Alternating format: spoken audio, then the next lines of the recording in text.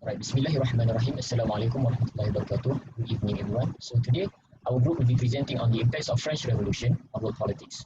So without further ado, we go straight to the content. All right. For the presentation outline, the first one is going to be the French Revolution. So I will be presenting the chronological history of the French Revolution, and Brother Azrael and Brother Haziq will be expanding on the political impacts of the revolution. So next, there are two main factors or pre-existing factors that are important in this revolution. So number one is fighting extensive war. So the French in the 1800s have been fighting massive wars. In fact, three actually, the 1800s ago, including the 7 Year War. So this put a lot of burden on the federal debt, including, and then they also found the American Revolutionary War because they lost the 7 Year War against Britain, so they want to get back against Britain. And they actually win it, but they cost a lot of wealth. And then about the hailstorm, they actually a month before the market collapse, the hailstorm happened that ruined most of the houses. That caused into the rise in food prices that really angers a lot of people. For the social structure, the French society was divided into three, and the first and the second is Catholic clergy and the nobles. These two actually is got a lot of wealth and privileges, while the last one they got no privileges, and they have to pay taxes in addition of that. And the first two does not have to because the Catholic clergy, the relevance was that they pray to God, and so the nobles, some of them actually go into war. So the least able to pay the taxes have to pay the taxes. All right, and then in 1786, Charles Alexander de Calonne actually came up with a reform plan to reform the taxes. When he brought this to the notables, only few of them accepted the plan, and it was a political disaster. And then King was forced to dismiss Calonne because of all of this pressure. And after that, come another minister, Brienne. He also failed to reform the tax. And finally, on 16 August, France was declared bankrupt. So when France was declared bankruptcy, they reappointed their former minister, that is Jacques Necker. Jacques Necker saw this thing, and then he called upon the Estates General. So essentially, the Estates General consists of three main group of people: the clergy, first one; the nobility, second one; the third one, the peasants; everyone else.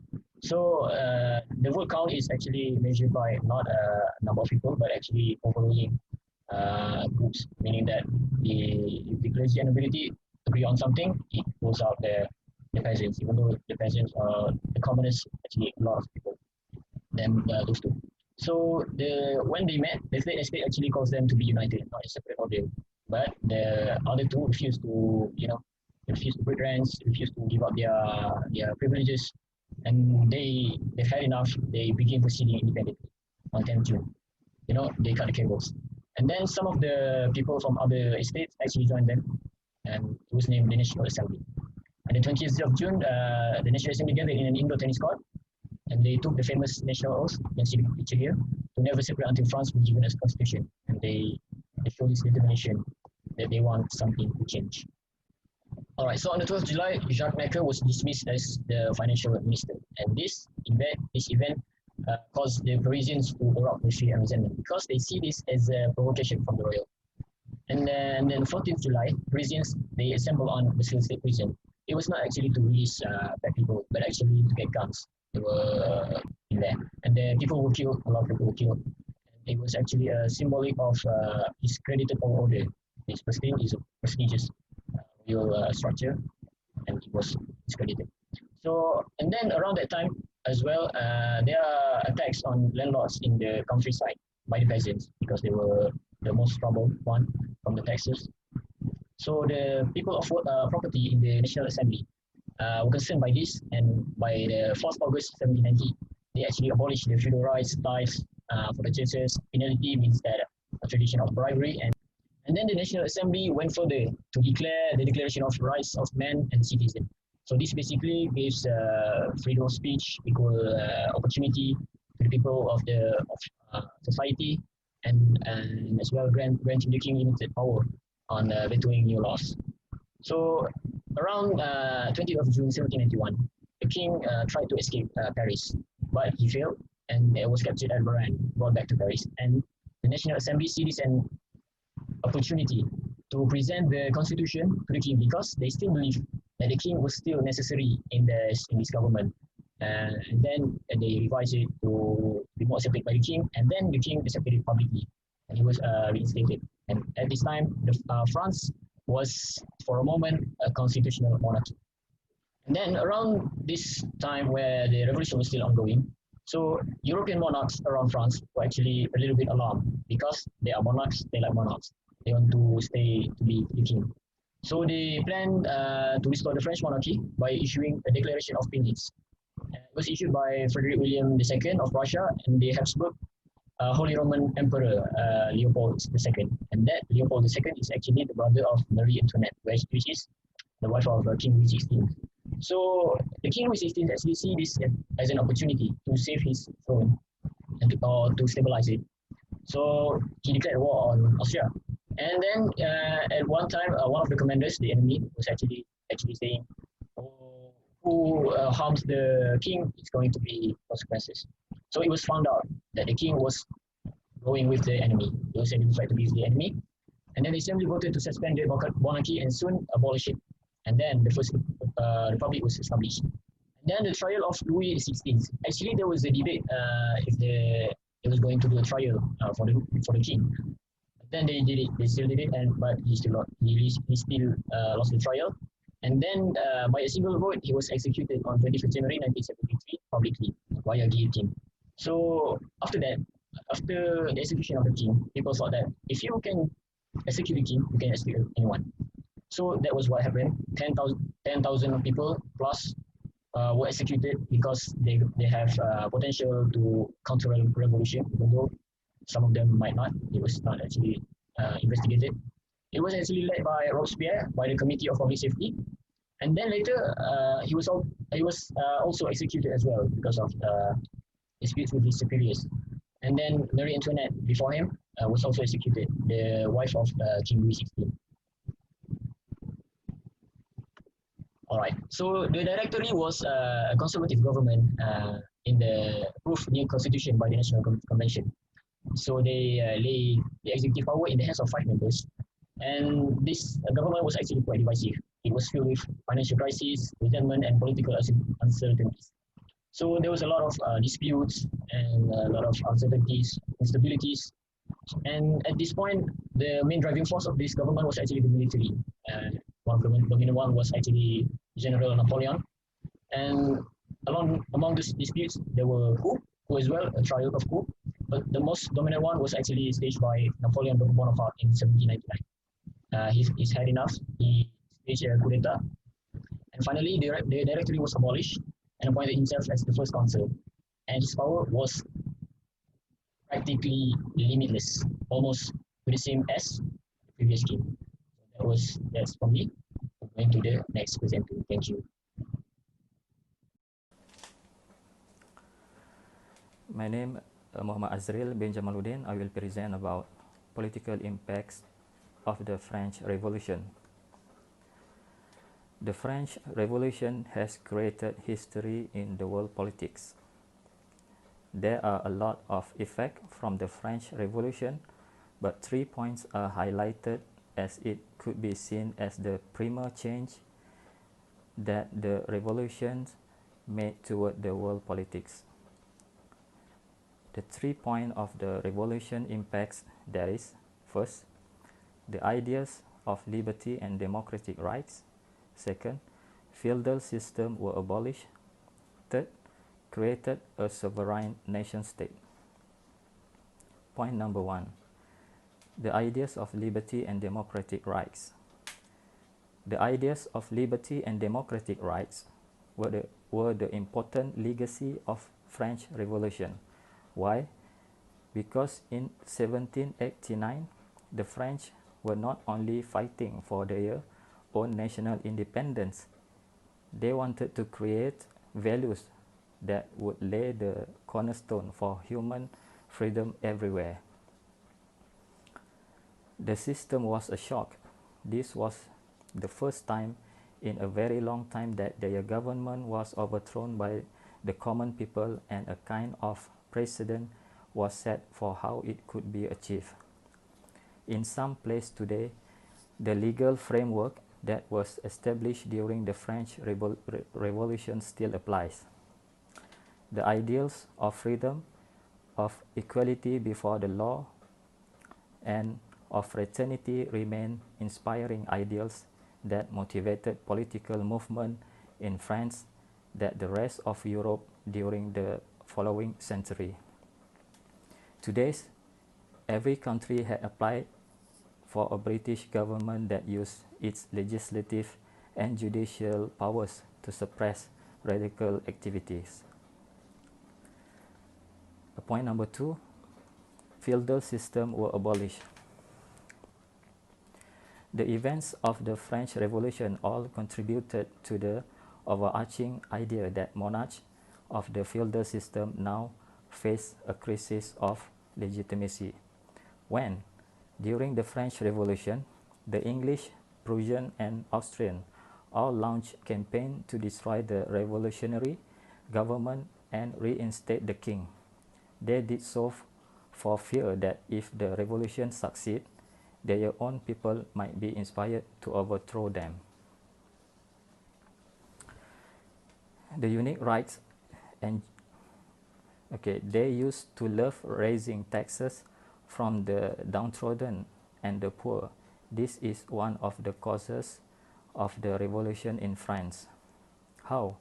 The abolition of feudalism was crucial to the evolution of a modern contractual notion of property and to the development of an unimpeded market in land.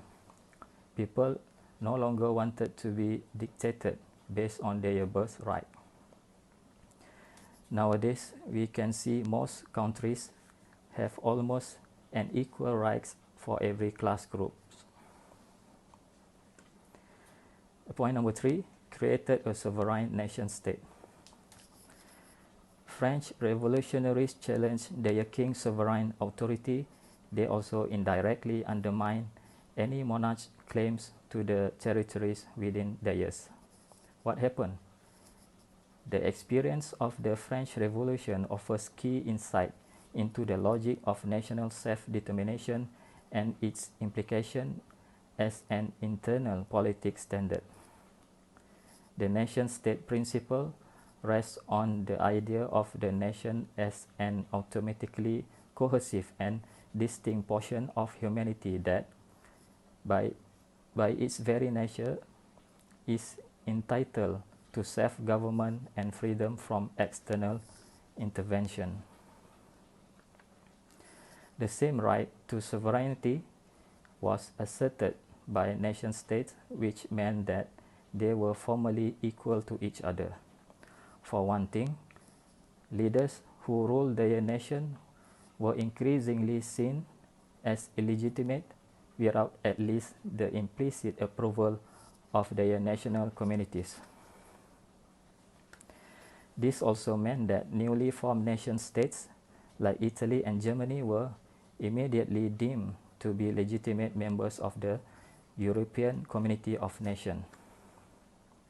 In brief, from all the three impacts, this shows how French Revolution has affected the world politics. History is a great lesson for the future, and thus, from the impact the French Revolution gave, a lot can be learned. Most importantly, the French Revolution, we can learn that the voice of people is important, and regardless of the status quo, life is like a wheelbarrow. Whoever is above cannot remain above.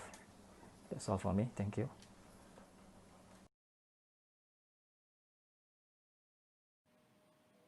Assalamualaikum warahmatullahi wabarakatuh and good evening. My name is Nuzul Hazi and I will share with you guys about the impact of French Revolution on the Ottoman-Spanish diplomatic relations. Let's start. We know that in 1492, the Reconquista of Spain and South Portugal, also known as Andalusia, happened, led by Ferdinand of Aragon and Isabel of Castile. And Muslims in Andalusia were forced to convert to Christianity, or they may leave the country peacefully. Within 1 century, Spain managed to build a country. Spain and Ottoman or Turkey were always in rivalry and competition to have control over the water. the more areas they conquer, the easier for them to do business, to move, and to make trade. If you watch Pirate of Caribbean, you might know how the situation was. This was the mainstream purpose at that time to have control over the water, and Battle of Lepanto took place, which showed the seriousness between them. At the same time, other countries or powers also did the same thing, such as Russia, Britain, Dutch, and Austria, especially Russia, because Russia surrounded by the sea and also other countries, and there was no other ways out. They need the sea as their exit. Here we could see that Ottoman and Spanish had the same problem. Spain made their first step by sending Don Juan de Bolini to negotiate with the Ottoman to sign a treaty as a symbol of friendship, and they are not against each other anymore. Unfortunately, the Ottoman rejected the proposal several times as Strait of Gibraltar was still under British occupation.